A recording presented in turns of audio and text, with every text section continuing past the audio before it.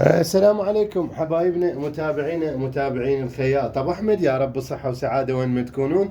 تعال اليوم خلي نراويكم الدشداشه العجيبه الرهيبه اللي تعبنا عليها وطلعنا هذا الجمال وهذا الابداع. شوفي لي اليوم ردنا الفراشه، اليوم طلعنا لك اياها بموديل اكثر من روعه. شوفي لي اياها اليوم سوينا هذا الموديل اللي هو الاكسات، سويناه على ردن الفراشه، راقي جدا، اشتغلناه بدقه وحرفيه، ومثل ما تعرفين اشتغلنا لك هذا الصدر ايضا اكسات، وخلينا من نفس القماش. هذه الحركه اللي احنا دائما نتميز بيها. لا وتعالي بعد شوف سوينا لك الدشداشه بيها من الاسفل شاكات اثنين، خلينا كل شاكه عليها فيونكه ومضروبه اوفر دبل اوفر، هذا اللي احنا نسميه حبل. اذا هذه شاكه بهالجهه